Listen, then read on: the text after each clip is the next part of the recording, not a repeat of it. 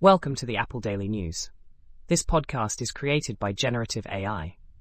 Today is October 7th, 2024, and we're diving into the latest from the world of Apple technology.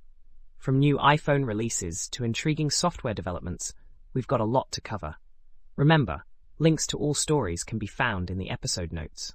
Apple has just unveiled the iPhone 16, and while it sports a USB-C port, it disappointingly sticks to the outdated USB 2.0 standard for data transfer. This mirrors last year's iPhone 15, which also had a USB-C port but only supported USB 2.0 speeds, unlike the Pro model that boasted a faster USB 3.1 Gen 2 controller. Many expected the iPhone 16 to inherit the Pro model's capabilities, but it remains stuck with the same slow data transfer speeds.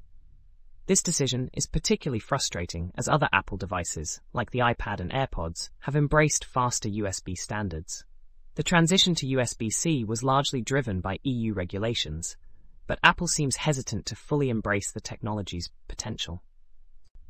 For those nostalgic about classic Apple II software, a new webpage offers a treasure trove of source code listings and disassemblies shared by their original authors. Highlights include the source code for Beneath Apple Manor by Don Worth and various forms of DOS 3.x. Other notable titles include Essential Data Duplicator ED4, Pinball Construction Set, and Prince of Persia. Curated by Andy McFadden, this collection is a valuable resource for enthusiasts and developers interested in classic Apple II software. Apple is reportedly shifting away from its traditional annual product release strategy. Speculation surrounds the release of new products, like the M4 Max and updated iPads, but no specific dates have been provided. Analysts suggest Apple may be adopting a more flexible approach, allowing more time to refine and enhance its offerings.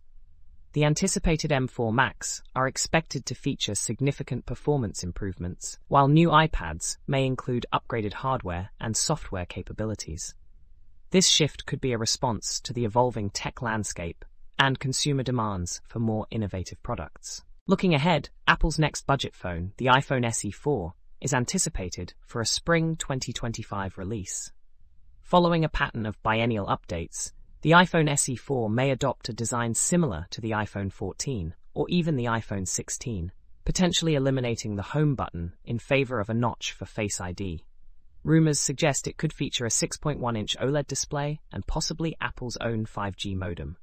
The iPhone SE4 is shaping up to be a significant update aimed at enhancing Apple's budget smartphone offerings.